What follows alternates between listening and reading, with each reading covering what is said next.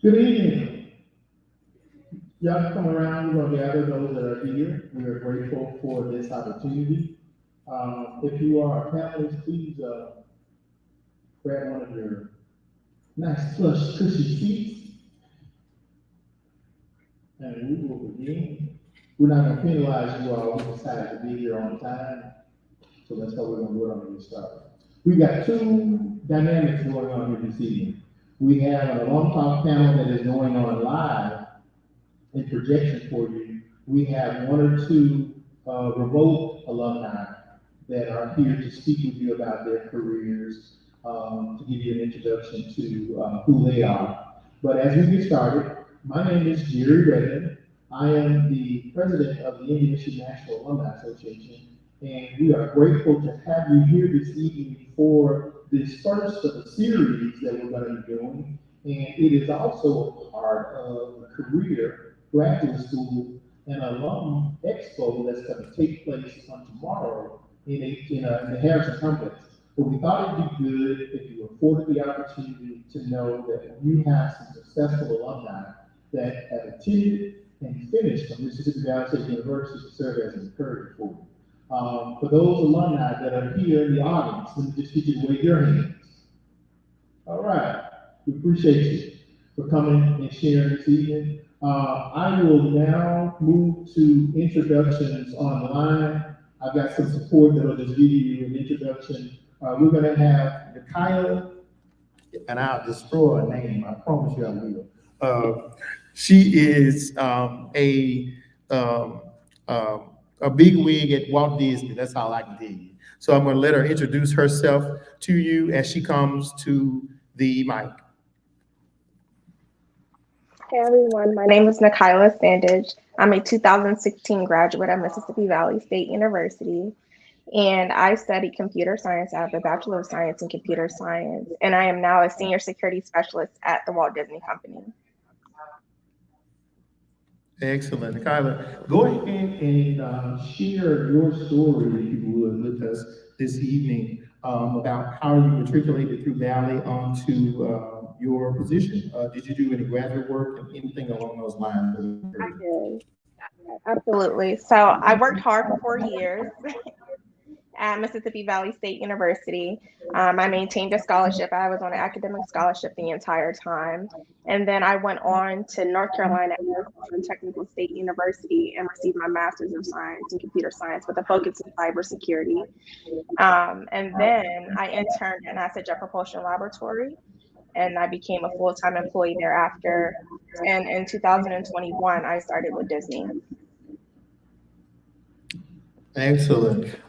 So your matriculation through Mississippi Valley, you were a computer science and math major, is that correct?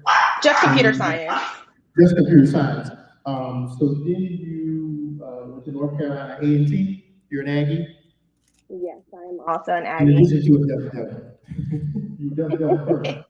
But most definitely.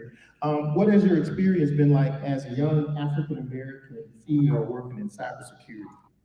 Honestly, it's very rewarding. So having a computer science background and understanding it's a very broad major, but then studying cybersecurity where there's more of a specialist, I felt like I understand the work that I'm doing and how I contribute to the society as technology advances. And so I'm very proud of the position that I chose and the path that I chose to take. Okay, very good. Have you, I guess what you consider to shatter the glass ceiling? Okay, hold on. That's the neat thing about virtual, you know, she in this illustrious penthouse right here, where she was stepped away from the glass. I'm sorry, can you repeat that one more time? I'm sorry. Yeah, no problem. We were concerned about the glass ceiling. Do you consider yourself having shattered the glass ceiling in cybersecurity, or is there much more to go? I'm sorry, it's very hard to hear you, but I've heard part of studying for cybersecurity. Yeah, did you hear me say glass ceiling, shattering the glass ceiling in cybersecurity as a female? I think Oh it's yeah, very, yeah, there you go. How are you yeah. shattering the glass ceiling? So absolutely. So understanding that you may be the only one is okay, right? And I feel like the work that I'm doing is paving the way for others that come there after me. And I feel like exposure is very important. So I always tell students to apply themselves and, really figure out what you want to do. To fail fast is okay, but to also understand that, to get where you need to go, you have to apply yourself and figure out where you want to be, because then you become a little bit more confident about the work that you're doing, and that shows and it displays, when you're going through an interview process, you can articulate what you want to do and where you want to be. And I think I've done that for myself. I've been a strong advocate for the work that I want to do and where I want to be is how I got to the place I am today.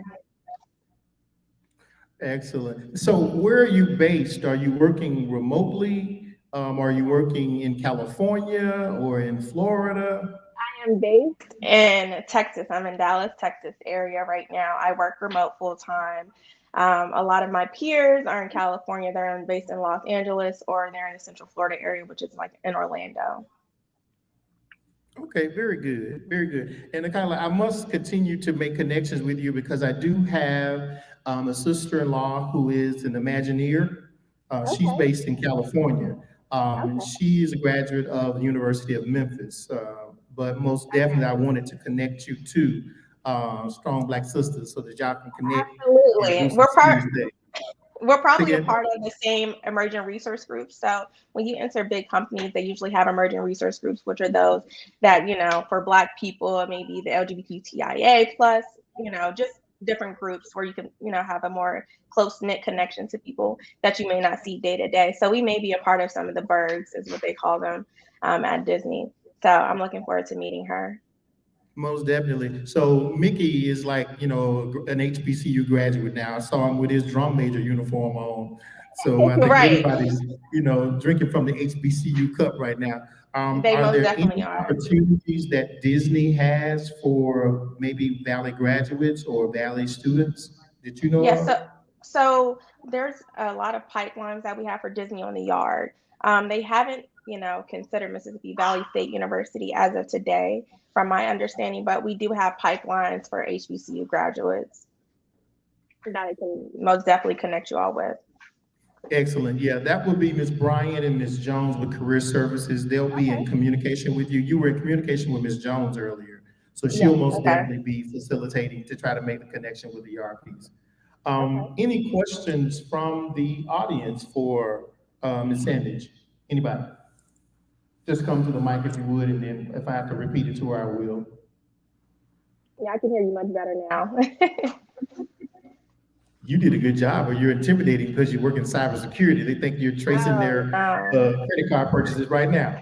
Oh no. So actually the work that I do now is more on a strategic and analytical level. I don't do hands-on cybersecurity hacking Oh, okay. or ethical hacking anymore. So yeah, so it's a little better, but the way that I want to go in my career, I'm in a good Well, position now. I'm glad you mentioned that because I have it confused. Give a little insight on what a day, as much as you can, if it's not top secret or whatever it is you do. Mhm. But give some insight on what your job description is and what you do. Okay, so as I mentioned, I'm a senior security specialist. And what that means at Disney, it can honestly mean a lot of things. It sounds very broad, but I deal with cybersecurity compliance and governance. So I'm working with services and applications and ensuring that they are, secured to the best of our ability. So that's following policies and governance, and if not writing them myself, along with the team, I handle that. Very good. Well, Mikala, thank you so much for your time. We appreciate you committing to this. This is the first of a series, so I'll be in touch with you for other opportunities. You just don't know, for those that are in attendance here, what your expressions that you've shared with us may be doing and how you may be influencing someone if we just touched one Valley student this evening, everything has been worthwhile. So we appreciate I've you seen a taking time. message. I've seen a message come up here. Okay. What made you choose cybersecurity as a career choice? That's a great question. I believe maybe in my junior year, I had a networking security class, and I was very interested in the topics that were being discussed. And so I was like, okay, I can see myself doing this. All of my internship experiences, except for the first year, actually, were more software engineering related. And I did not feel like that was going to be a promising career for myself. One, because coding long term probably wasn't going to be ideal for my stress level. And so I chose cybersecurity that way. But honestly, I would say I disqualified myself. And so I went on to graduate school, whereas maybe an employer could have looked at my resume and stated that, you probably can get into an entry level associate position in cybersecurity. But instead, I felt like I needed to have the education and background to, then apply for a cybersecurity position. And so I highly recommend finding a mentor in a space where, you want to go so you can at least get some insight of regards to what their career path looked like. I didn't really have that. And so I figured it out for myself. I don't say that arrogantly. I just say that for other people to learn from. You definitely want to make sure that you're connecting with people in the spaces that you want to go. So you don't take the hard route or spend more money in investing, your time and money, in something like graduate school if you don't think it's going to be required.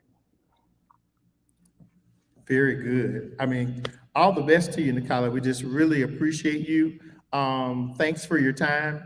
And guys, this will conclude the Along Top portion that is virtual. Nicola, we'll be in touch with you, and I must definitely connect you with Mrs. Jones and Mrs. Bryant from MVSU Career Services. Okay, absolutely. Thanks. Thank you so much for your time. Thank you. Bye-bye. All right. Thanks. All right. All right, yeah. Okay, guys, we want to stay encouraged. Anything that you're doing new that's groundbreaking, it takes a minute for it to resonate. But if you are a student here at Mississippi Valley State University, we are here as the National Alumni Association to encourage you, to let you know that we understand the fight that you have as a student, because we actually went through the same processes that you've gone through. Times were different, so the paradigm shift may have called for us to experience some things that you didn't, and you may be experiencing some things that we've not experienced. But nonetheless, we're here as your alumni to support you.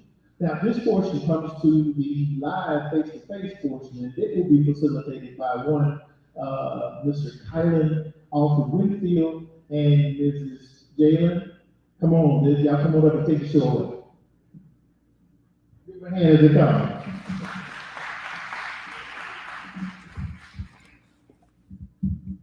Yeah, I'm Colin Alfred Winfield, for those that don't know me.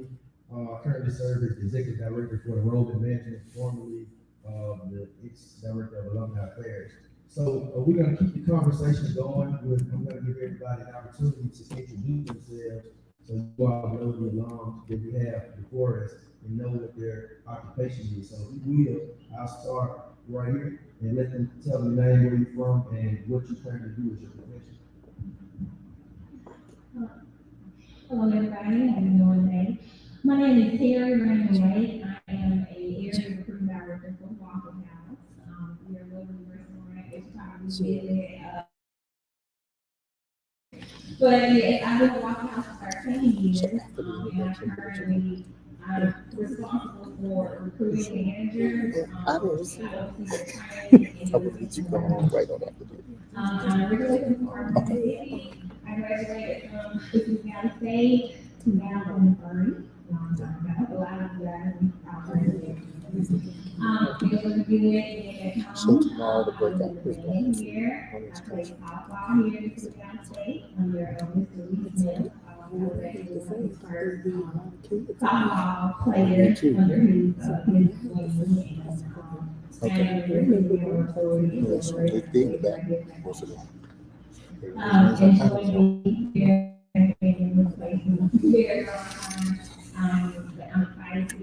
had 9 people online, 8 people online. Thank you. Crystal Dale, 1988 graduate. This is about 2003, a long time now. Let me go back a little bit farther. 1988. So I'm gonna at least put some shit down. Search them.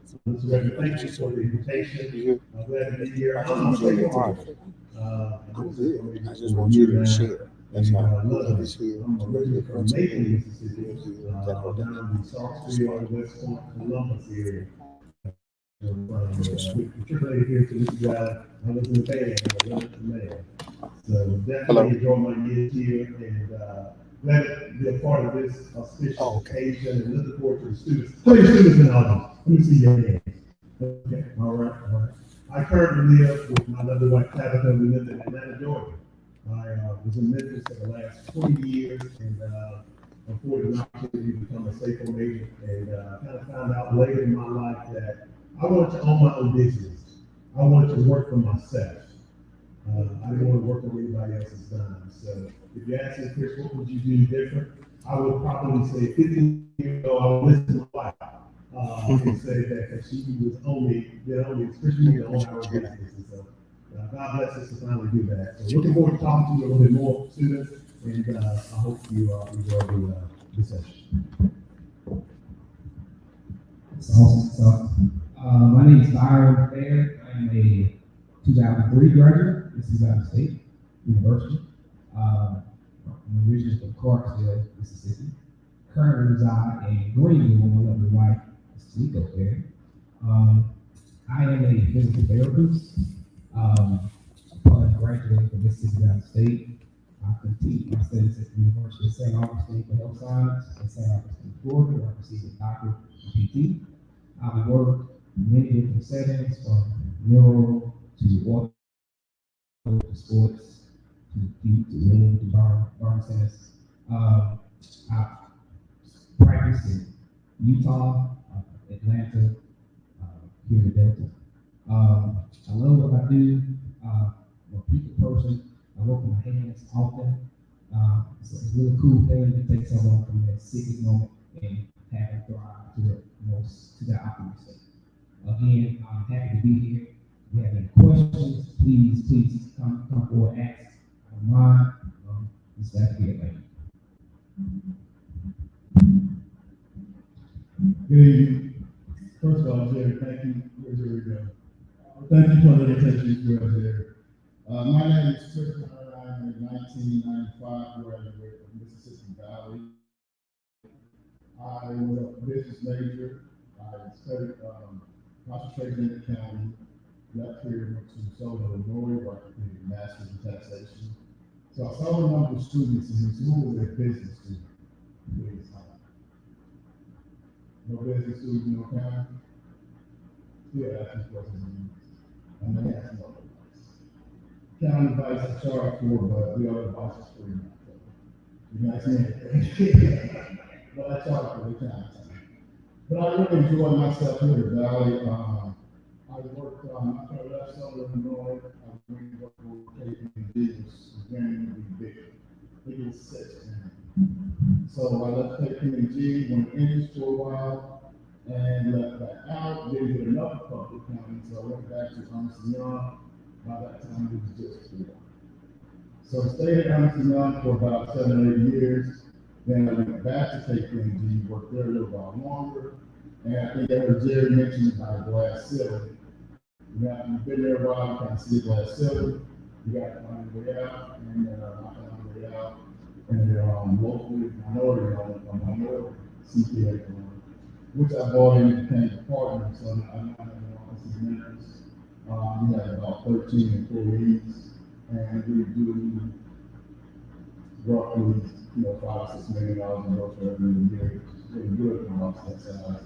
So we're looking to grow.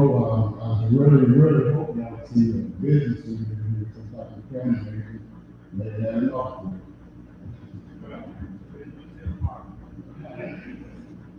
Good evening, everyone. I'm Dr. Oral Starks. I'm the warden of the Baldwin County Regional Correctional Facility in Cleveland, Mississippi. I'm a 2-time history maker. I'm the first female and first African American female warden in Baldwin County history. So the journey has not been easy. I'm sure you all, if you have watched the hearing of the new incoming Supreme Court Justice Judge, Judge Brown, And she had to endure a lot of questioning, and it wasn't easy for her sitting there enduring all of those hard questions. So as I looked on at her, I was thinking about the time when I took on this role, being a woman and an African American female is even harder. So it's like work hard to prove your point.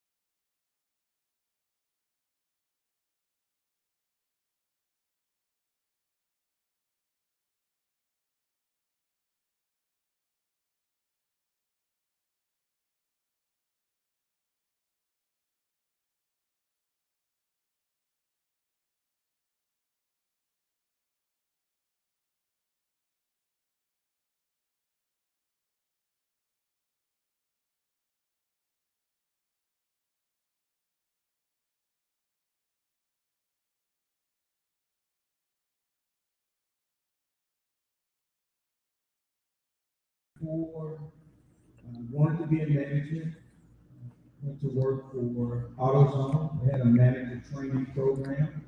Worked there for 2 years and was interested in real estate. So I obtained my residential real estate license in '96. Then worked my way up to be an advisor at AutoZone in the real estate department, where I worked for 12 years, building AutoZones throughout the country, and AutoZone to go work for FedEx in Memphis. I worked for FedEx for 8 years, managing the FedEx portfolio for California and New York. And I am now the real estate manager for Dollar General, and I have the state of New York. Also, the owner of Passport Health, which is a medical immunization clinic for travel medicine, where if you're leaving the country and you need certain vaccines, my wife and I own that clinic in Memphis, Tennessee. We have 2 locations. My wife's a nurse practitioner. She runs the day-to-day, and I run the back of the house, so to speak. Also owner of Carson Investments, which is a real estate company where we purchase, sell, and lease real estate. And due to COVID, we opened up because the world shut down, and so travel medicine wasn't too famous anymore. My wife opened, she and I opened our own practice where she's doing family practice now. So again, I'm happy to be here. I think I'll be talking about real estate as well as entrepreneurship. We'll have tomorrow. But if you have any questions for me, please feel free to ask. And Jerry, again, thank you for this opportunity.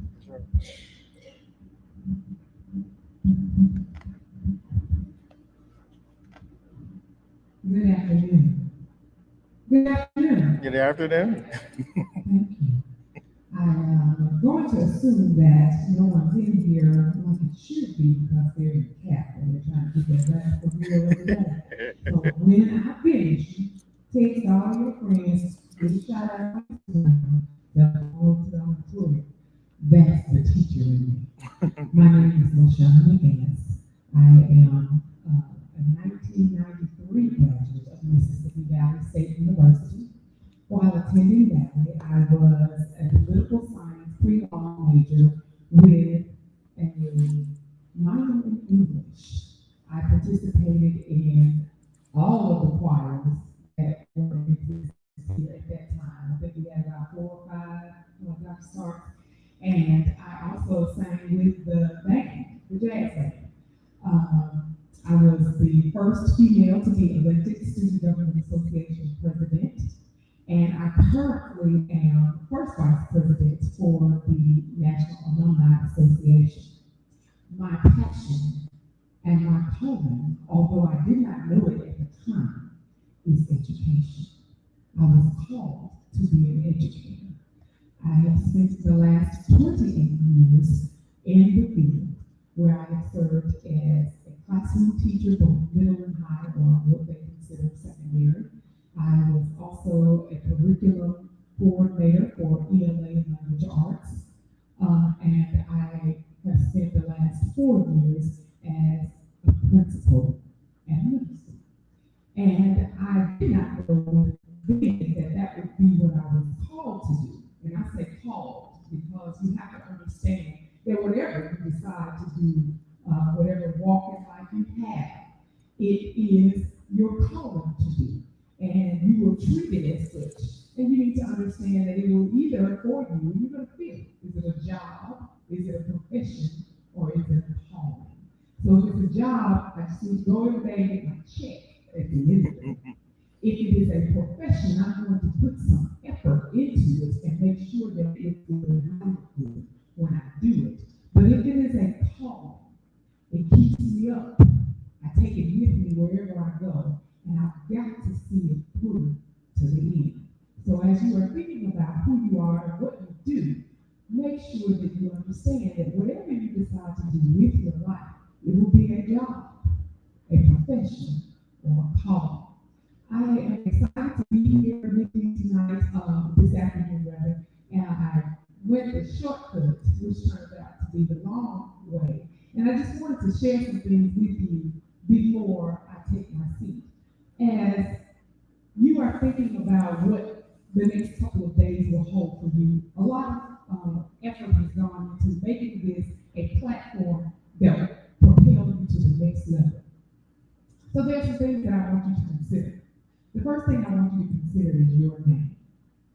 What is your name? You don't have to say it to me, but think about it.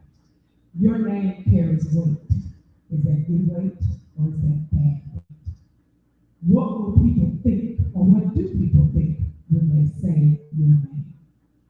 And then the last thing that I want you to think about as you go through the next couple of days is, am I walking in my purpose? Am I doing what I'm purposed to do? And then, if you are not, think about it. Decide what you think your purpose is, even if you have to lean on higher power to get it. And then, start walking in your purpose. Again, I'm Shawn McGinnis, and I'm excited to be here with you, panel of people. I can say this as first vice president. We know who we would be when we were all here together. We were just hanging out in the yard together. So that's okay too. But know that as each of these fine individuals have said, when you leave that, when I left that, that's when the real purpose begins. Thank you, Rashawn. Guys, I have one late participant that came in online. I'm going to switch to and let that one participant share, and then we'll come back to fielding questions and things of that nature with that. Is that okay? That's good? Okay. So we have one online guy that is coming in now. Come on in and introduce yourself.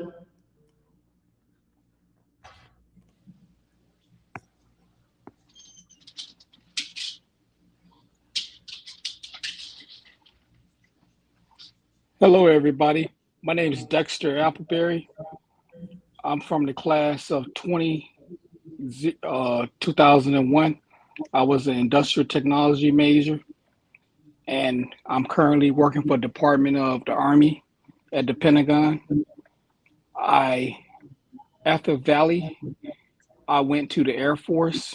I served 6 years on active duty, and then I transitioned into the federal civilian world. I've been a federal employee for about 14 years now, and all of the experience and tools that I gained at Valley have helped me greatly in my career, both in the military and in the federal government. So I look forward to your questions. Thank you. Hey, Brother Appleberry, can you hear me? Can you hear me okay?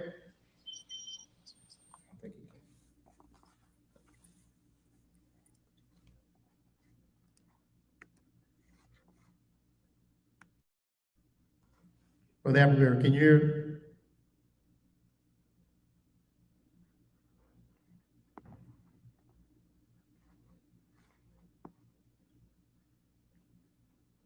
All right, we'll circle back after we figure out the technical issues. Jerry, you are back after proceeding, serious questions or how you like to proceed. So, me and Jalen, we asking some questions, for our panelists, to my right, you all use certain. Hello, can y'all hear me?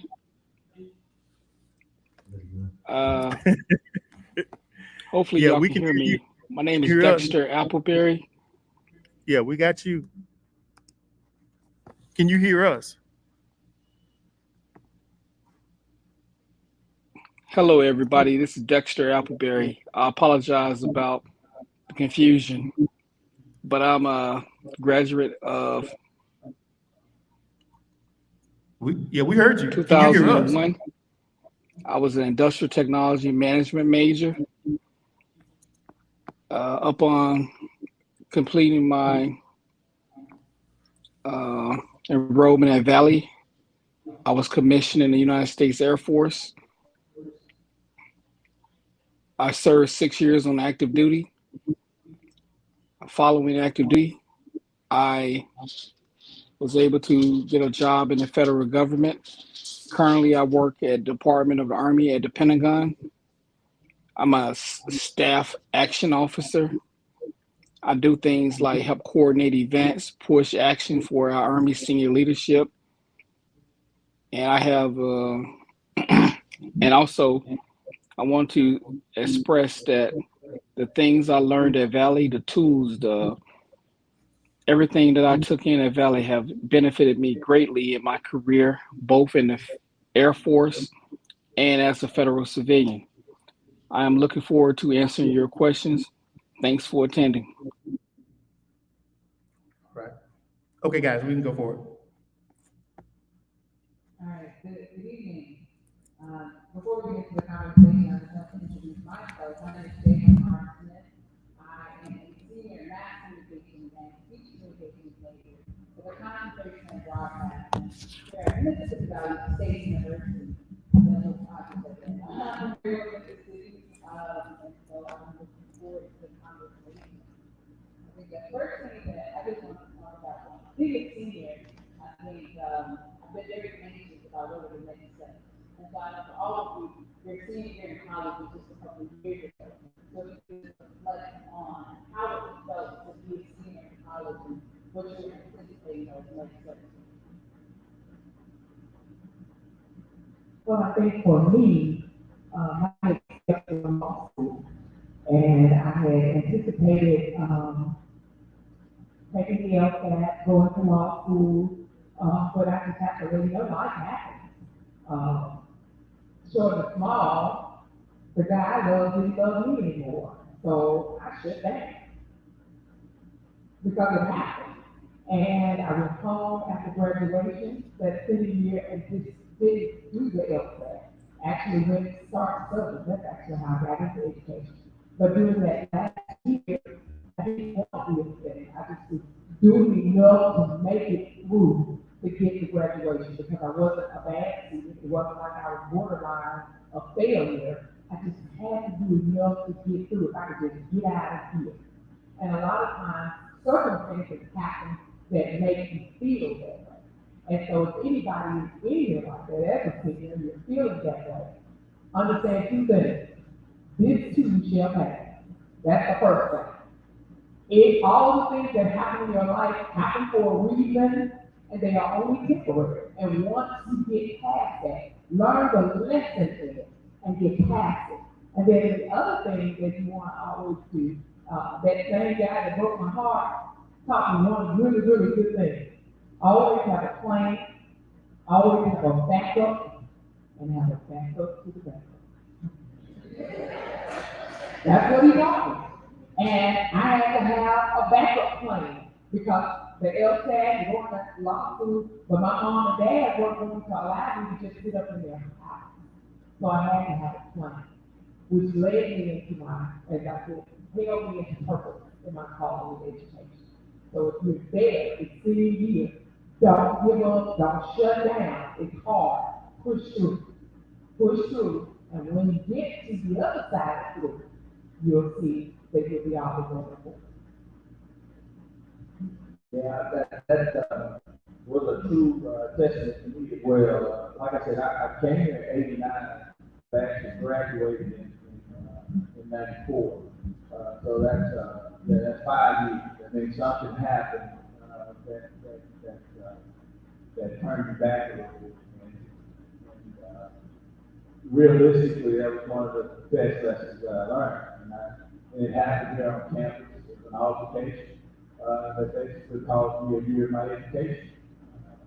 It was in November, and the altercation occurred when I went before the board. The board said that you could go home in the spring. I was going to be suspended for a semester regardless. So you can go home in the spring, and we'll see you in the fall, right? It's November. You go home in the spring, we'll see you in the fall, or you can forego this fall semester and come back in the spring. That fall semester I was taking 18 hours. I had to forego 18 hours to come back. It was November, to come back in January. Because had I gone home, the likelihood of me coming back 8 months later was slim to none.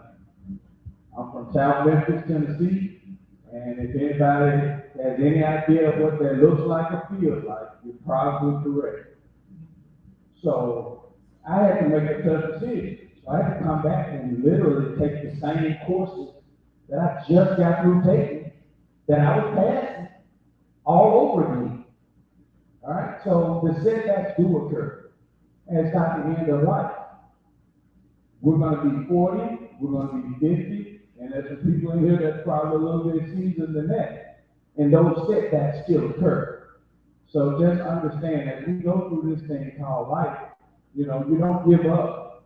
You know, you take your setbacks and allow those to be lessons, and you learn from them and you keep pushing through.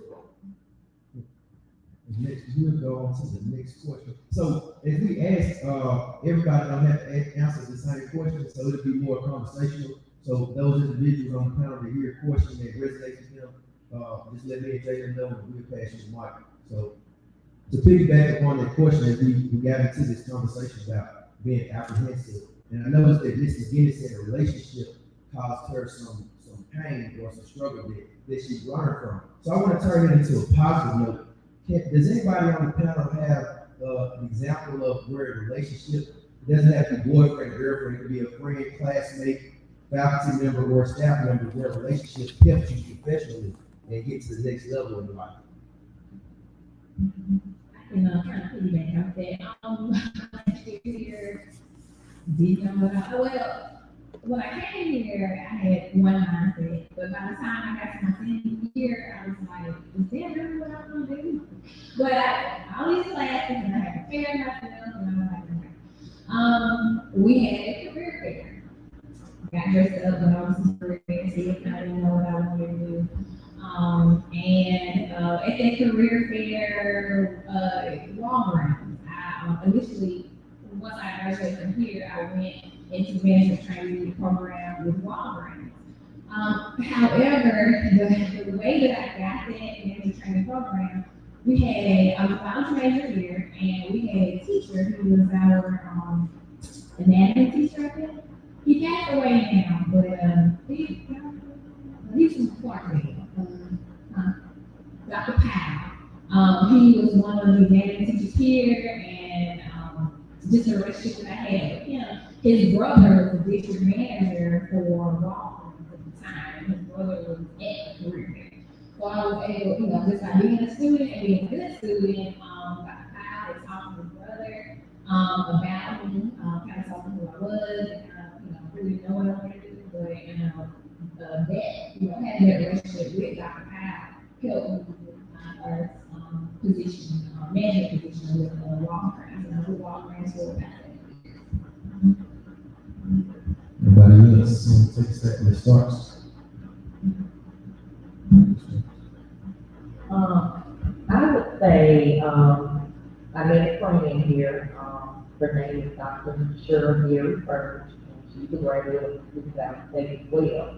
And how we met here in one of the classes, and for some reason, she would follow me just about anywhere I go, like she kind of stuck to me. But we were alike, but yet so different. She was more Christian. I believe in God.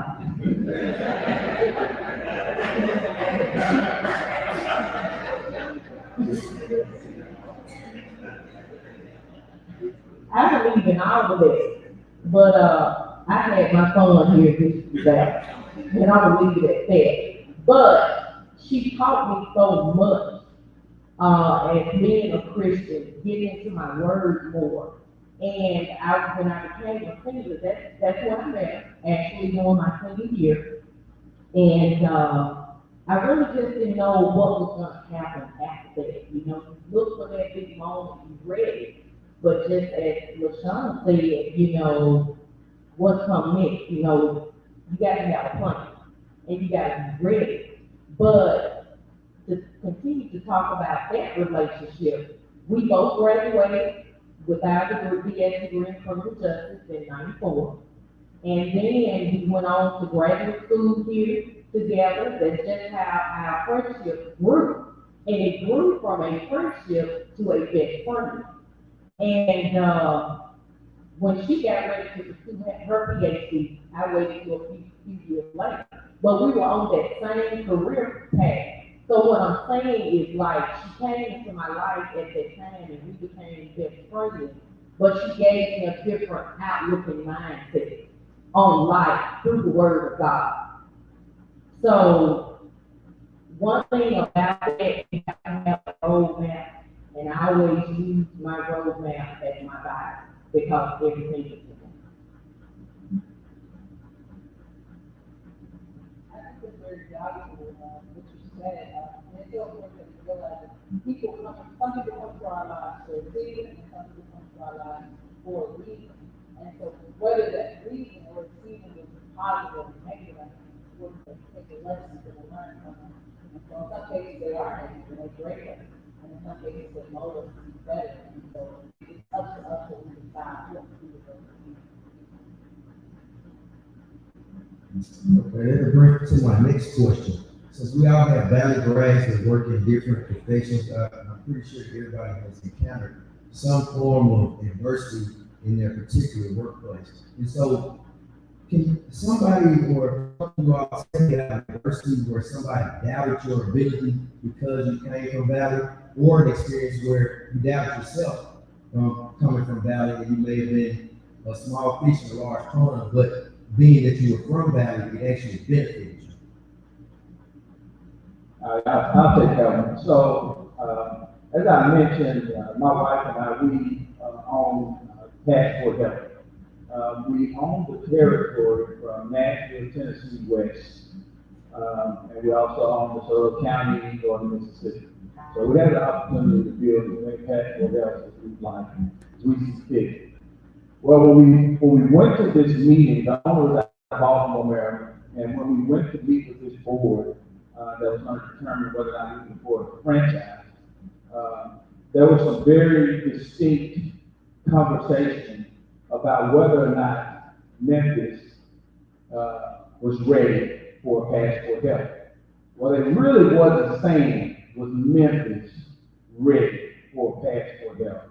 They were saying, was this African American couple ready for Passport Health?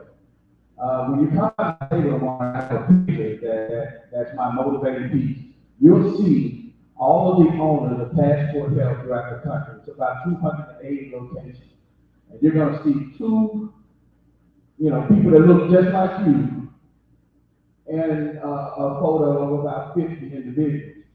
So when we left there, I had a motivation personally that I wanted to prove that I could do just what they had been doing. They had been doing it 10, 15 years prior to my wife and I arriving, and it felt like that they were saying to themselves, who brought these people to this meeting? And that's how I felt, that's how I took it. And so when you leave here, I think the young lady said it at Disney, you might be the only African American in that group. So what? We've been taught and you've been dealing with this for a while that you have to be better. Right? And that's going to be a real fact and a real testimony for a lot of you guys, right? Because you're going to leave here, and when you go out to compete in the real world, that real world doesn't consist of black people. That real world doesn't exist of just Americans. You got people from Nigeria that couldn't wait to get over here to learn. You got people from India that couldn't wait to get to the United States to learn. And so all of these people are jockeying. And matter of fact, some of them value our educational system more than we do. And so they work harder when they get over here. And so you gotta work hard. Because there will be somebody to say that you can't do it. And so you can use it, if you can crawl up in a hole and say, oh, woe is me, or you can say, you just wait till I get back. All right, and so now, my wife and I have been passport health owners, it'll be 11 years, April 1. But 11 years ago, I felt like that I was the only one. And somewhat confused because just in my own private meeting. So when I got to corporate America, and I'm trying to wrap it up, I got to corporate and I went until a brother came from Ole Miss. I was happy, don't know what to see that brother from Ole Miss. But until then, I was the only African American. When I went to work for FedEx, I was the only African American in that real estate department. And I'm currently at Dollar General. Want to guess how many African Americans in that real estate department? 1. So don't worry about being solo, just worry about being good at what you do. I just want to say this right here, and I'm happy down to Chris. Nobody can tell Valley story like a Valley speaker. Don't let other people write our narrative. Don't do it because they will write it wrong because they probably never been here. I fight that battle every day. I have a principal who probably employs about 6 Jackson State folks and 7 or 8 Alcorn folks, and until recently I only have about 4 folks other than myself. And I can't get them to open their mouth for the valley. So I'm encouraging you. I'm telling you. I'm requiring that you speak up for the valley because we tell our narrative, no one else. So our degree is just as valuable as a Mississippi State University degree. They just forgot the valley.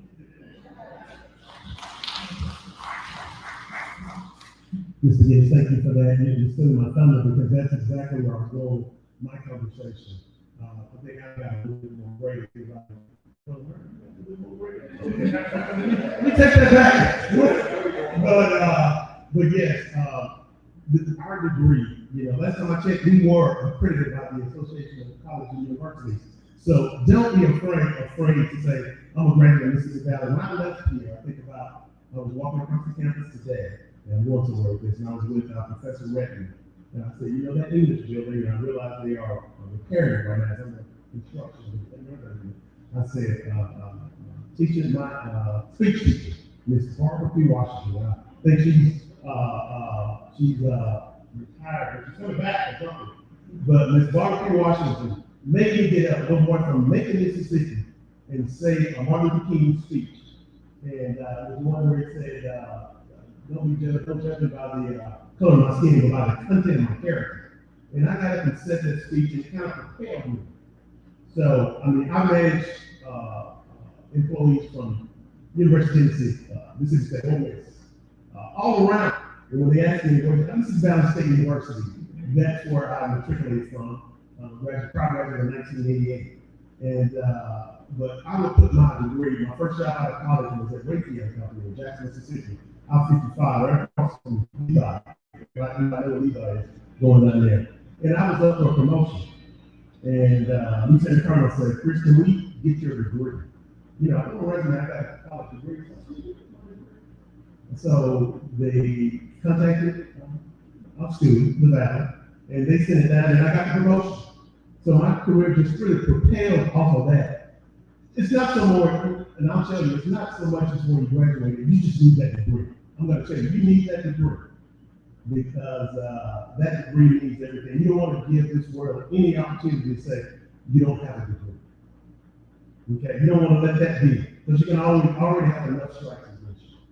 But this school propelled me, it prepared me to do a lot of good things as we continue to do that. And I want to just encourage you to get that degree, and the sky's the limit. It won't be the university that prevents you. It'll be something that you provide. You may prevent yourself. But Mrs. Valley will help. I couldn't let this go by and speak on this topic. Sometimes you just have to get out of your own head. I'm a small town guy. I'm sure everyone here is from a small town. And sometimes if you can't see a thing, you can't imagine a thing. And so I went to high school, predominantly African American. I come to HBCU. When I did a summer program at Harry Medical College, and I'm around a bunch of prolific African American people. And so I'm highly competitive, and sometimes you just want to know where you stand. And so there was subjects that I had not taken yet. There were study tactics that I didn't know about. I had a roommate in Canada, and while I'm sleeping, he's up studying. So if I go to bed at 10, I look up, he had a nightlight on a lamp. Considering not to wake me up. And he'll be studying from 10 to 4 in the morning. I thought it was absolutely crazy. You know? And here I am, I felt away. And I'm just doing just enough to get by. And so the point of it is, yes, Mississippi Valley State is a great university. No one in there asks me where I went to school. They care about how I perform. They care about my professionalism. They care about, other things. And I wear that badge as a badge of honor. Because I'm proud of Mississippi Valley State. And I want to pull you all when you leave, get back. I'm a part of the alumni association. Have the same pride in our university and say, our neighbors down the street. I'm oftentimes in Alcorn country, oftentimes in Jackson country. And one thing about those people, whether they went to school or not, they love it. They seem to love the university. And when I talk to most Valley people, sometimes it's almost they're ashamed. There are a lot of great Valley people who do a lot of great things. Thank you.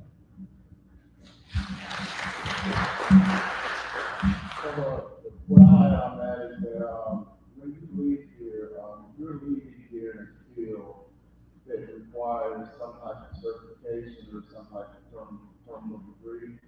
And you do have to make sure that you go ahead and get that as well. For myself, an example of Mississippi Valley, accounting degree, and truth be told that we really didn't have an accounting program right here. We had a business program in concentrated accounting. But once I left here, and then I went ahead and took the CPA exam. Now, nobody's asking anymore after that. CPA in Mississippi Valley, the CPA in Mississippi State, we're gonna make the same thing. And as a matter of fact, my last position I held with AT&T, I spent a lot of time in New York. A lot of these guys have success with big East Coast,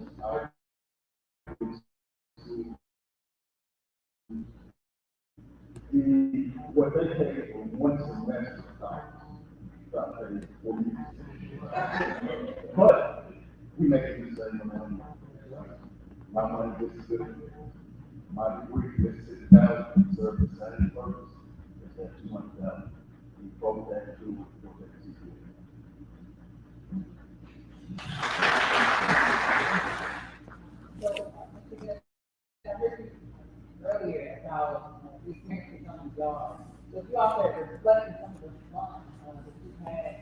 on the yard, because I feel like that was just our safe space, just like this is.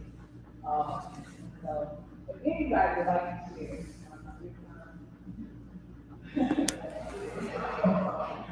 I'm gonna say this. Because a lot of us are here together, but, I think for me being on the yard, especially having grown up in a sheltered family, was probably the house. I went to, as I said, I've been quiet, so I probably went to 5, 6, 7 states, just traveling with the choir alone, and just got an opportunity to come out of my shell. So I think the most memorable thing that I could say on the yard was when I first arrived at Dallas. I had never been here before. My parents dropped me off, and I lived here where they have I think housing, the Magnolia Inn, right here, just over past Park. And it was called the Alum store for girls. And so if you ever hear anybody say the annex pocket, that's what they're talking about, the store for girls. And I came out and you could walk here in the corner here with the tapestry. And walk a little further to the union, of course. And I didn't really know where I was going. And a group of gentlemen came to greet me and see if I needed anything. I won't throw any shade to any other fraternity, but I will say that was the man of Alpha Phi Alpha fraternity, and they were members of the HCA. From there, that allowed me an opportunity to meet people. They introduced us to people. Now, of course, by that time I stayed under the cafeteria a lot, and I ate in the signature a lot. So. And then I stopped around the few corners because they were like not active, but they were active.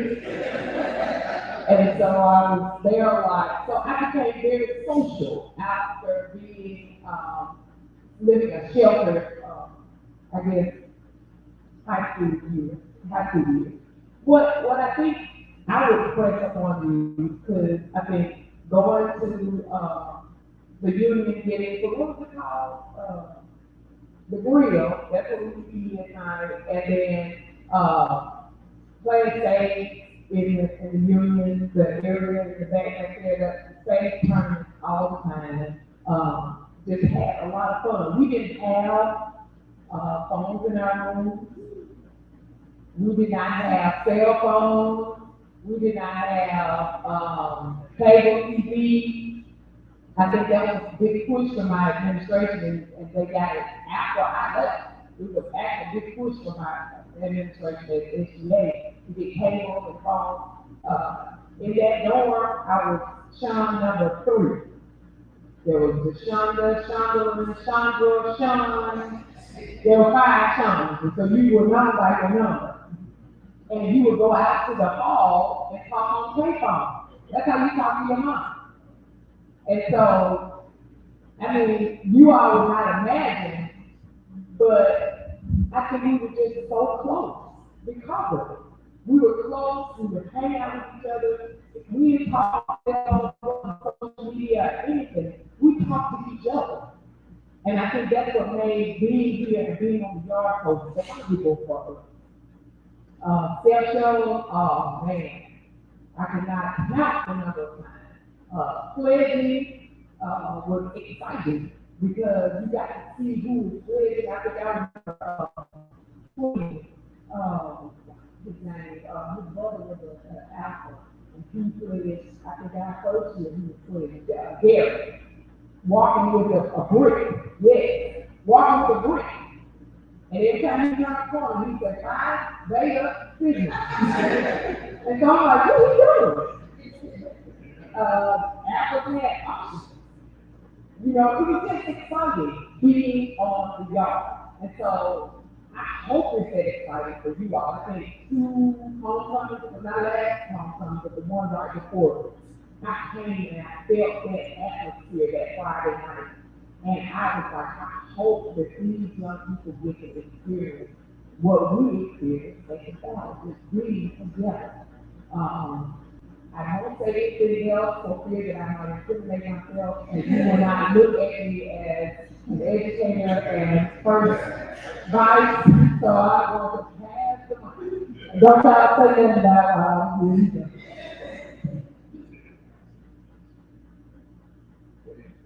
But you know, I'm gonna admit, it's been 30 years, all right? We had pain. You know, if it came from the lobby, it went out the back door, up the wall, but seriously, we had, that is a true story, we did have that. But that was the baseball team, it was a different kind of group. But we had fun, and one of the things that we talked about when we came off campus was, hey, it's nice, it's sunny. We was like, where are these students? Where are the students? And so I was on a PWI campus maybe a couple of years ago, and they struggle with the same thing. And it's because they put all of the activities in your room. So you got everything in the room. You have no need to go out. You don't even know probably who stays next door in the dorm, because you have enough in the room. So that was different. We were a very social and vibrant campus. And guess what? Just like it wasn't nothing here to do now, it wasn't nothing here to do then. But once you got out of your room, once 15 to 20 people got together, something is going to happen. Some fun, some foolishness, something is going to come out of it. And I think that, and this is not a valley thing, that's why I said I've gone to other campuses and they experience the same thing. But this is a generational thing where the social skills is just not there. And you're going to need some of those social skills when you get out and try to get into this real world. So get out of the room, go figure out what's going on the campus, and enjoy it.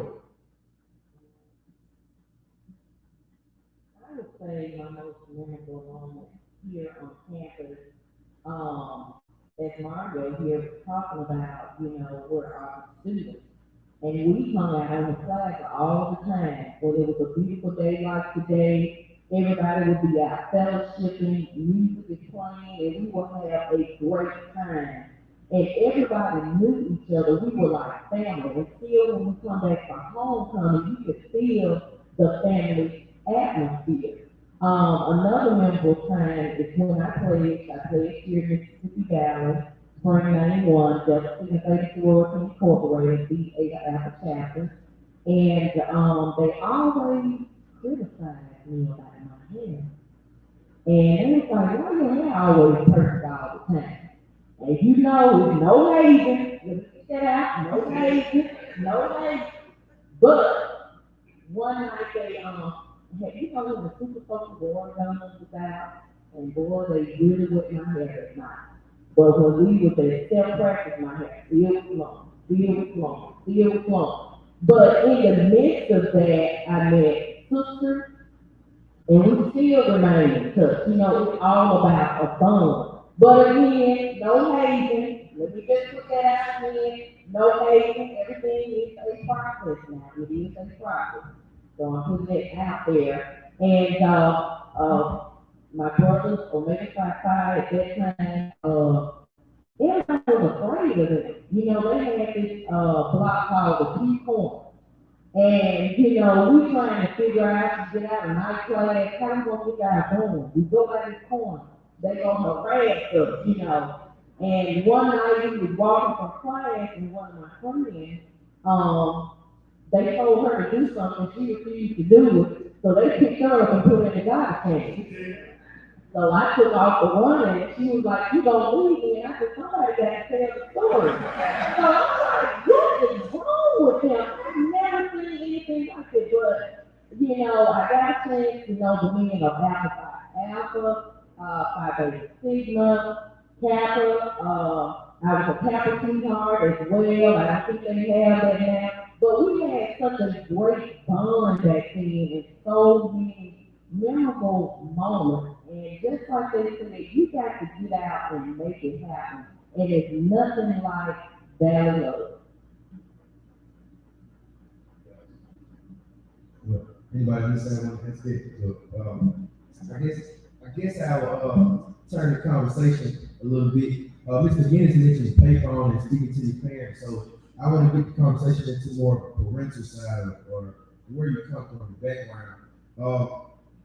So a lot of you all, your parents probably advocate for you to go to school or help you as much as they could, those that came from that type of background. So I want anybody to answer the question, how has their degree from Valley made them, set them up financially to where they were actually able to change their family tree or enhance their family from a financial aspect by having a Valley degree in their respective professions? Thank you for that question.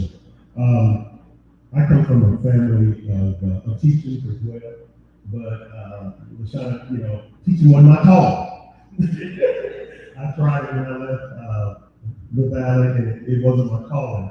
But my dad was a principal, so I think about what I would tell my children. I have two young men that have graduated from college, and I have a daughter that's about to graduate from Xavier University May 7th.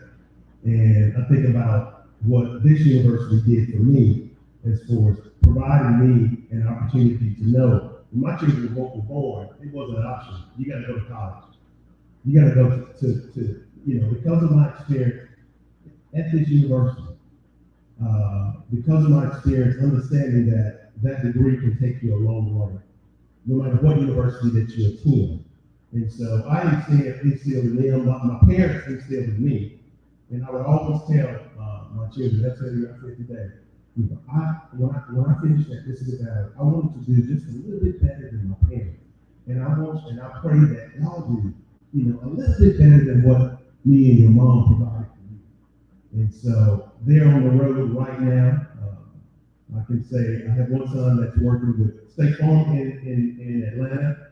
I have another son that's working on his PhD right now. And I have my daughter, she's coming in pre-med biology. She wants to be a gynecologist. But it all started, a lot of it started here, and it started with my wife as well. My wife is a JSU grad, I wanted to say that. So, my brother just said they're proud as well. So, but we're proud of this and that as well. So, but, started here, we instilled that in you young. So, I want to encourage you, I want to speak life to you to know that this school will definitely make a difference in your life as it did in mine. I can answer that.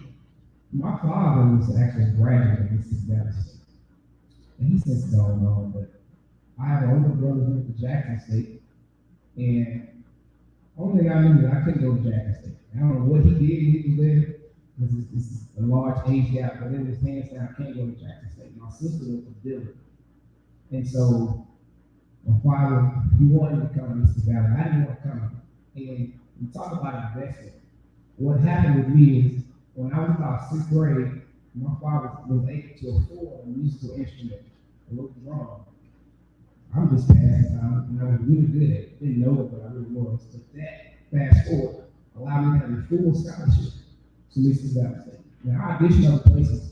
I auditioned at Southern Miss, auditioned at Ole Miss, I auditioned at Delta State, and they were getting $300 a semester.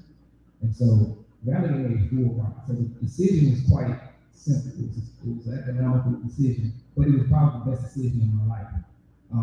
The relationships that I formed here, I met a lot of great people, continue to meet a lot of great people. So the investment in me was a direct relationship with what my father experienced when he was in this class. And he was the first to go to college. He told stories about him having a hitchhiker come to Valley and hitchhike a ride like that. I couldn't imagine standing on the side of the highway, hoping to get a ride to go to college and hoping to get one back. Here I am, I come to school with him. So what he invested in us, it was amazing. I always thankful for it. When we have kids, I really take the best of myself and my wife, and we invested in it. I think for me, I was the first to go to college in my family. My father was from the sharecropper, And my mom, although she probably could have and should have gone to college, opted not to.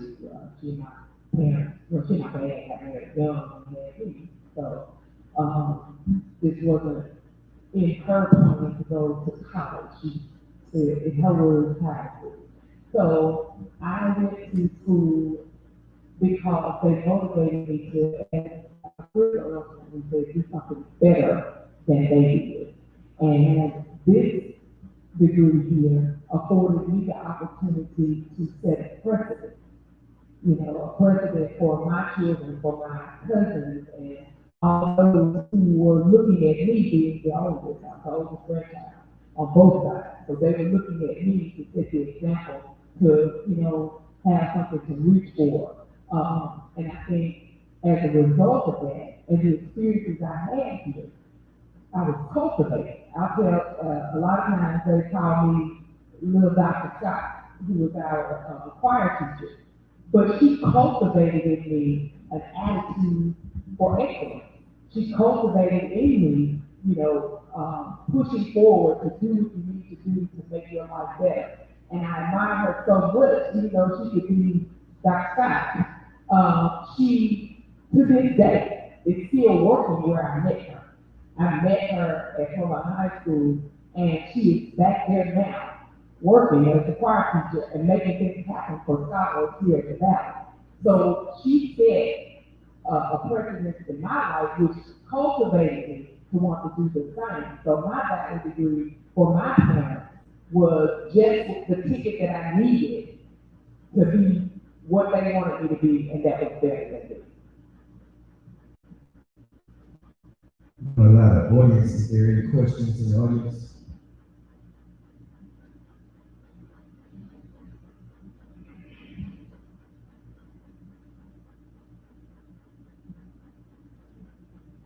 Hey everyone, my name is Marjorie, I'm a graduating senior.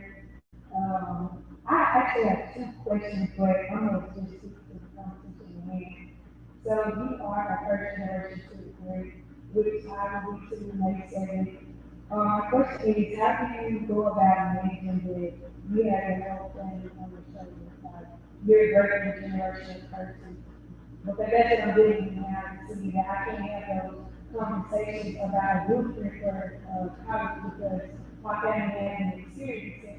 So how do you go about getting overwhelmed that you have to make it out because your friends depend on you for that?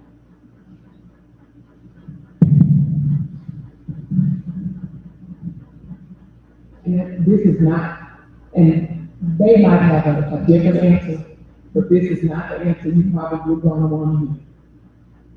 You gotta do it.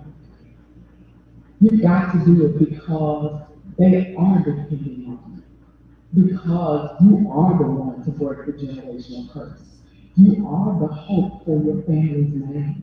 And just as I said before, the name of Valley, your name, what does your name mean? Your name for your family is going to be the one who got out, the one who made it over, the one who proved that the people in our family can do it.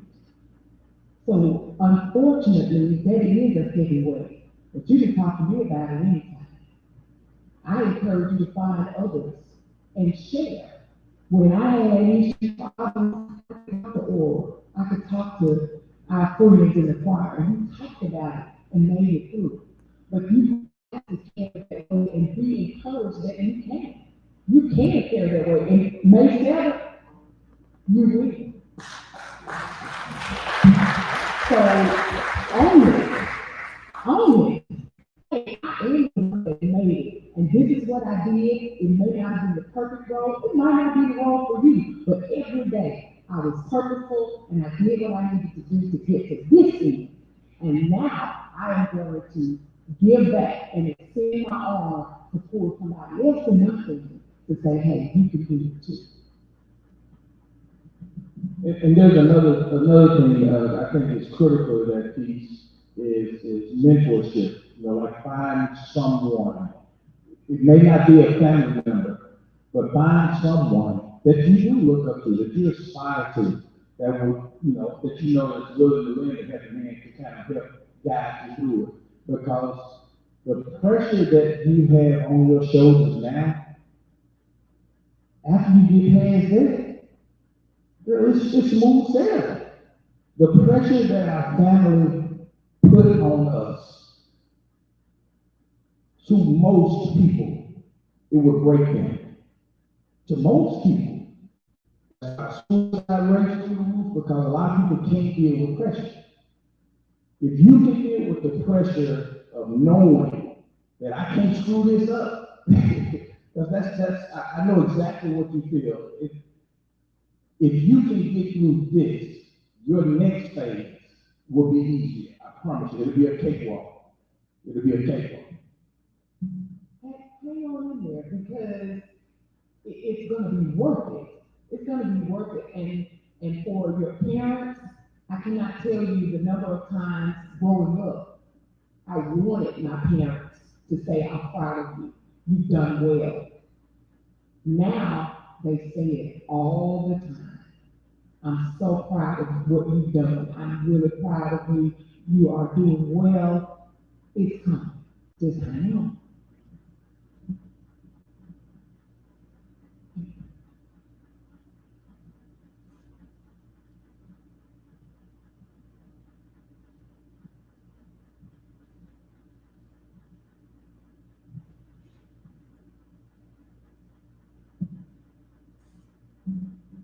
My question was this,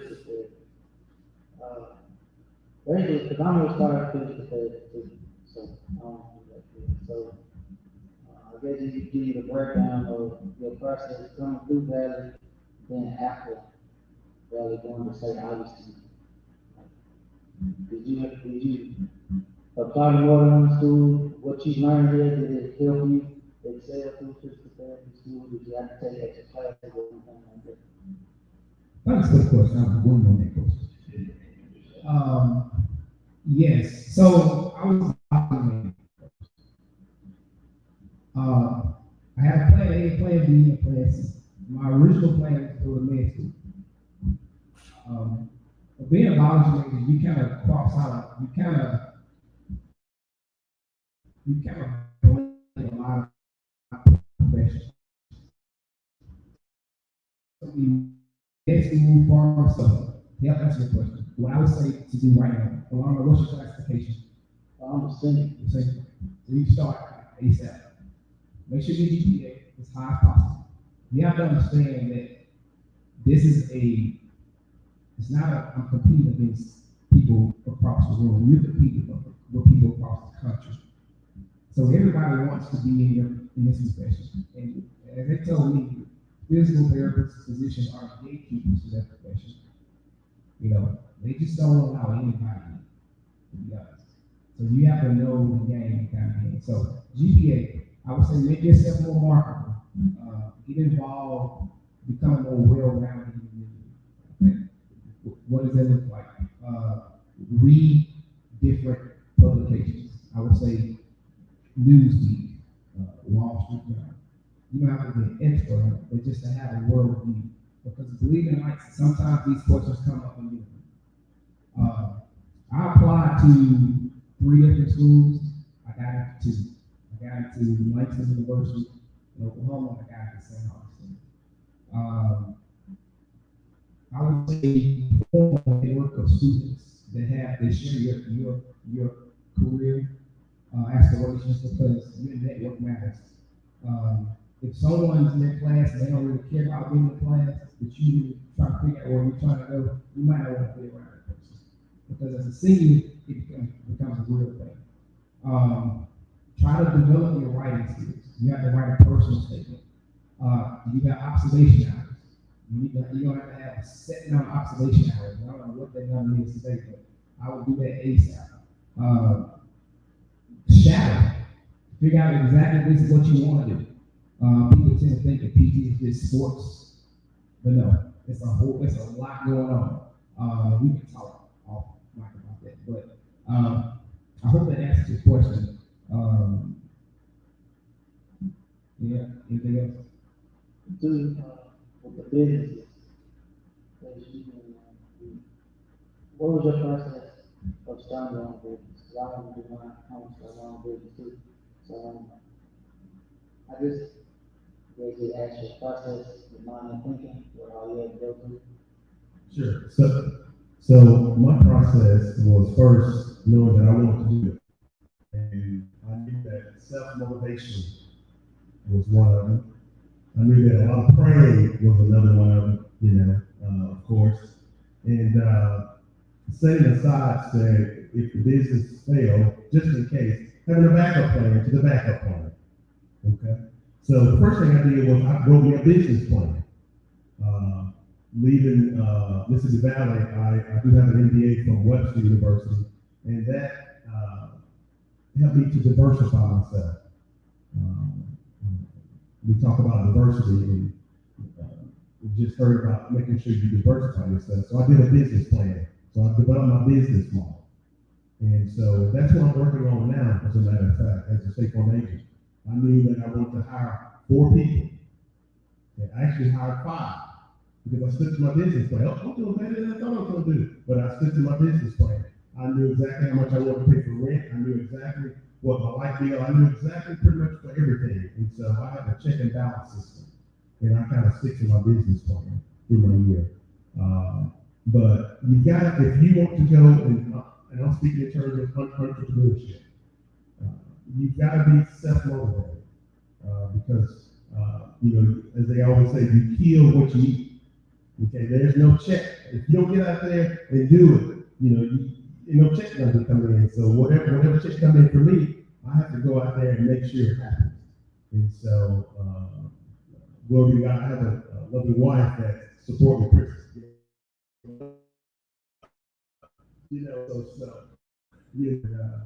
I have a circle. I know you just heard about making sure that circle that you have is a supportive circle for you as well. You don't want to be around people. Why are you doing that? It ain't gonna happen. You don't need all that. It's gonna be enough pressure on you already. So those kind of things that you want to do, you want to surround yourself with positive people.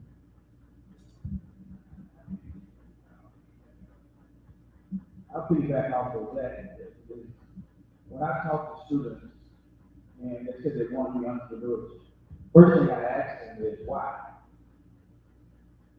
And most of the time, they look at it from a standpoint of I want to be able to come and go when I want to. That is the most ridiculous thing of anybody that is an entrepreneur, because you don't have that luxury, right? Entrepreneurs are up at 5 when most folks got to be at work at 8. Entrepreneurs have to make sure that they have a business, that business is ready to be open before the first employee gets there. Entrepreneurs have to make sure that once that business is closed, if you made any money that day, do you know how to count it? Do you know how to balance it? Do you know how to deal with your own spreadsheet so you can understand whether you made some money today or not? And if all of that can't happen before 2:00 a.m., you gotta stay up to 3. You gotta stay up to 4 to make sure that you understand. Because at the end of the day, you said it was your business, right? So at the end of the day, nobody else is gonna be responsible. The employees don't care if you make no money. The employees want their check, right? That's all they want. The entrepreneurs are the ones that have the mindset of, I want to know beyond what they see today. When we started our business with Passport Health, my mother-in-law got sick on a Continental cruise, and she came back with a parasitic illness, and my wife, being a nurse practitioner, was wearing herself out, but she couldn't figure out what was going on. And long story short, we found that no one was being educated in our area about international travel. The travel agent is going to tell you how to book this nice cruise. They're going to tell you, they're going to put you up in this nice spot, but no one discusses the health. Are you on medication? What are you about to go do? Does these medications contradict where you're going? If you're going in certain parts of the country, do you have proper vaccinations to get in that country? So my wife and I thought, man, this is something that we don't have here. You see a need, you feel a need. We saw a need, and we feel that need by being able to offer that service. So when you say you want to go into business, you gotta make sure that you like what you do. If you don't like what you do, then it's gonna be a job. So now you just get up to get that little bit of money. If you love what you do, you'll be up at 5. You'll be up at 2 or 3 a.m. And it won't phase you not one bit. And at the end of the day, God will bless you with your health and your strength, and you'll look up and you'll be amazed at what you're able to do. But you gotta have the motivation inside, like the gentleman said. If you don't have self-motivation, and not in just entrepreneurship, but if you want to be successful in anything, you can't wait to hear from mama or daddy or your cousin. You know, I got people that they want to hear that self-gratification. You might as well get it. That got something inside. If you can wake up in the morning and feel good about what you are about to accomplish, and you can go to bed knowing that you got something accomplished that day, you win. And at the end of the day, money and all the other things that your heart desires will come. Yeah, and I want to add on to that. I'm the owner of Fair Physical Therapy, and to add what my brothers are saying, I would say discipline and integrity when you run your business. It's the thing that you do when no one's watching, especially in healthcare, with laws ever so changing, insurance regulations ever so changing, what you can do in this state of which, you know, it's always changing. So you have to be up to date and abreast of those changes. And like I said, up early, how do you sharpen your own clinical skills? How do you stay current with what the new trends are? How do you make yourself and brand yourself to be more marketable? What's your niche? You know, how to avoid burnout? You know, that's a real thing. People don't talk about it, but you know, you burn out, man, your quality of what you're going to deliver is not going to, you're going to be irritable, you're going to be moody, and you're not going to get good reviews. So that's a big thing now, how people review you. So there are opportunities in this world too, in this realm, for entrepreneurship. It may not always be brick and mortar. I mean, you can do contractual stuff. You can do a lot of different ways, but you still your boss. So those are my, I hope that's been informative. And congratulations, man. Good luck to you.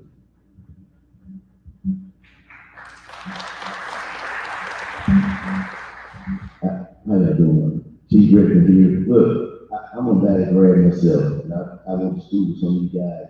But since I've been working here, I hear so much negativity from the students about what they don't have or what is not in their favor. Explain to them that the experiences that you had here, how they helped mold your careers, and when you left, you're speaking of life in Mississippi Valley, because the words that you say and speak will either encourage somebody to come to Valley or not. So let's talk about, for example, when we was in the cafeteria, how we used to have to walk through the caves, the mazes, just to get food. But the food wasn't all that great, but it didn't make you walk away with a negative thought about the school. I think the most that I could say about that and err on the side of caution is understanding the differences between the generations. We were taught probably to be a little more resilient. We were taught to be a little tougher, just because the situation is sensitive that we do that. Scholars now are accustomed to having things right there. I tell them all the time that I could just sit and Google when I was in school, you know, I probably would have been a straight, you know, because they have so much readily accessible to them. I think that in itself without being taught how to use it well, just kind of dampen, their perception on things. So if I always got something readily accessible for me, when it's not there, hey, I'm gonna complain. And then for us, the complaint process is just that, a process. Yes, write it up, yes, go to second, yes, do that, do third. All they have to do is put it on social media and it's right there. And so I think understanding and helping to bridge the gap with that type of thing will allow us to help them be more resilient. Because I think that's a part of the missing piece. They're not resilient. They don't know how to bounce back. If I told you, I didn't have a car when I was a kid. I didn't have a car for a couple of years after I lived here, but I did have a car. But I went somewhere everywhere. I went to Chicago, don't tell my mom, don't tell my mom. Because I went everywhere because we were just like that. You went places with your friends and you had that type of camaraderie. And they don't necessarily have that because it's so easy, to turn perception. For us to eat in the cafeteria, hey, the food was a little different because we had some home cookers. And it was just simple, they were home cookers. And now kids don't eat like that anymore. You cook a home cooked meal, I cannot tell you the number of times that I watched when the cafeteria manager had a really good meal, they throw away because they want the immediate gratification. But hey, we might not have gone to the cafeteria to eat. We go to the cafeteria, sit down and talk, and listen to our airplane music.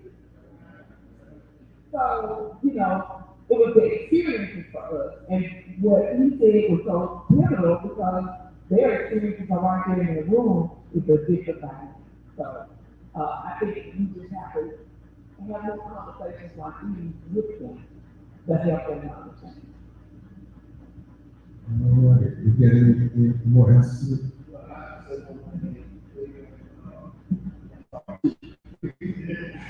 I say that I think it is a part of social media, kids looking Instagram, Facebook, and seeing what somebody else is doing over here, and then so easy to just complain about what you don't have and not appreciate what you have right in front. But now when you think of us, literally, telephone, page, no internet, we had each other, so we had the internet. And I think it was also so appreciative of each other and our interaction. Back then, now looking at, we got accessibility really good. I think it's more blessed to me that, I was where I was at that point. I didn't know what my friends were doing. It's just like work. I'm gonna look over my work right here. And, I think that was really good for us. It's kind of sad that basically had an experience in this better, but I don't think it is. Yes, as we wrap things up, you see the congregation left. But I definitely want to thank our panelists for showing up and offering their time. Let's give them a round of applause for their these, like I said, this is the first of this time, so I'm pretty sure we'll have some more. But those that were in attendance, get on social media, let them know how informative this session was. Those that are panelists, you can spread with your network and let them know that this was a great session. And we want to encourage you all to stay involved because it's very important that our students see representation of high earning, very professional individuals that set in the same setting. So we really enjoyed it, and they also like to piggyback off what Mr. Redden said is the level of pride. They need to see you all the pride that you all exemplify. It's second to none, and so that's very important to our student body. And before I get out of my, before Mr. Redden give the benediction, I'll give a story about Mr. McGinnis. We do it this black man at Crowbar High School, and the level of pride that she has in Valley, she had that same level as a student. To me, the building was right. But when you walked into Mr. McGinnis' classroom, she had red paint everywhere. I don't know if she purchased it herself, And so the same level of pride that she had in the regular building program, she talked about her experience at Valley. And not knowing that I went to program just like she did and went to Valley, not knowing our paths would cross again. But she had influence on my life. She didn't know it, but now I'm at Valley. I guess I'm halfway successful here. But and it took interacting with them. She taught me too, but I needed this. But this level of pride that we definitely want to encourage the panel to come back so these students can see that same pride and know we may not have the best, but we're gonna do the best with what we have. And it's not always greener on the other side. But I want to thank you all again, Mr. Ribbon, for closing. And I'm very proud of you, Kyle. I'm very proud of you. I know I have another student from where I was this day. I have Mr. Smith, he's my student at Greenwood High. What you say?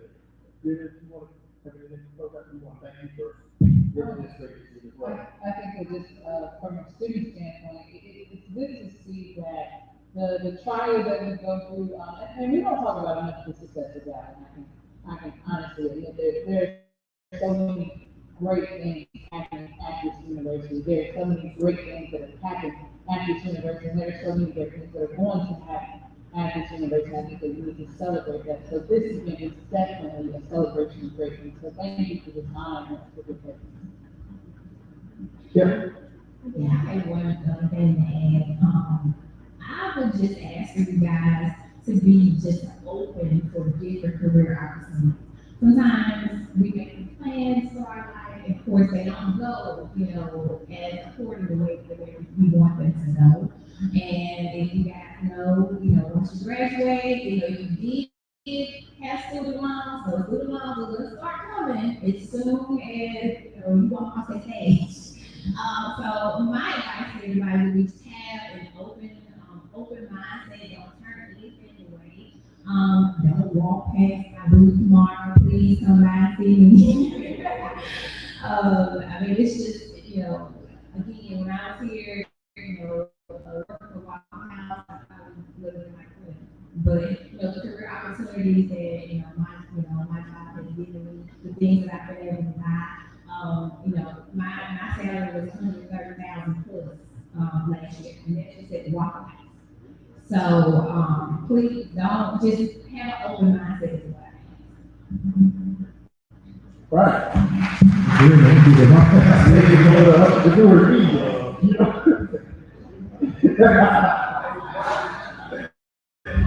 Yeah, walk out, and set this thing up.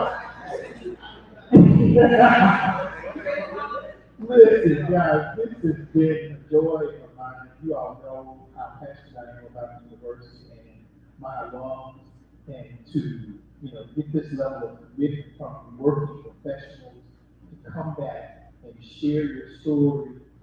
We're not worried, as I say, if there was one or two that we touched that fulfilled the purpose that we needed to.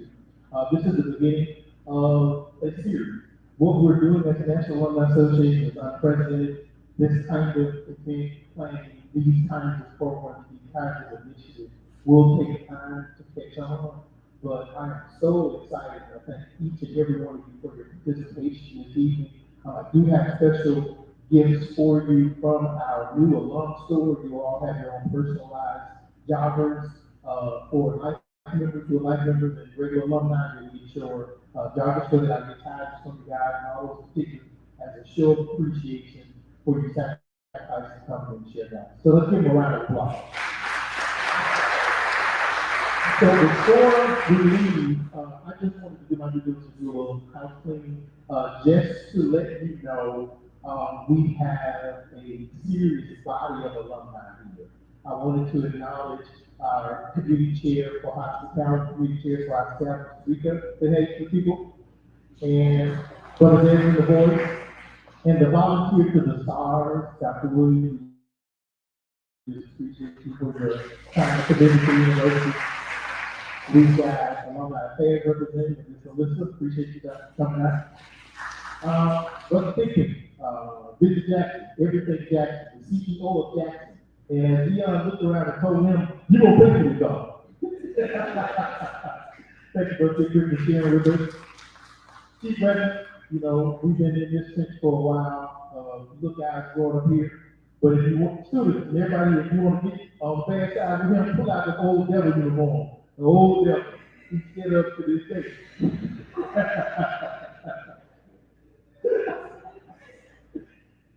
And running with it. Mississippi Valley State University, Raleigh, just alum, just doing it up. Men's basketball, everything. Just appreciate you staying with us tonight. Just want to congratulations on commencement. We're proud of you for your hard work and due diligence. We appreciate it. Brother Eric Jackson, I'm working on a statue that's going to be here. It's on a yellow 10-speed bike that's going to be outside the library. It's going to stay out there. That's my last project that I'm going to do. So Alexander is an executive with the Federal Aviation Administration. He's an technology major, the industrial technology major, and left from here and has been with FAA for now almost 30 years. So he has some way up there. He's up on the way up there. But that's my line brother. Glad to see him here. Appreciate you, lovely man. And as we get out of here, I would be remiss if I didn't acknowledge Ms. Bell for her love and support. Even though she's a Jacksonian, she's bearing us brave. And the sick one to the south, the legend of 586. We got the legendary Lester over here with us. You want to just wave your hands, everyone. We love you. And thanks for sharing it. All the students will be tomorrow in the Harrison Complex, starting at 9. You guys can check in and set up early at 8, I think. But most definitely, got a full day tomorrow. We will have breakout sessions entrepreneurship, applying to graduate school, education. We got a host of things that are going to be available to them. So spread the word, those of you that are out. Just go run through the dorm, college, and say, y'all can come through there. And look, y'all got a degree in accounting or business, man. Y'all be y'all, and this ain't you ready to have $1 spot. Y'all be going, that's the kind of stuff that you want to let us know that we're trying to do.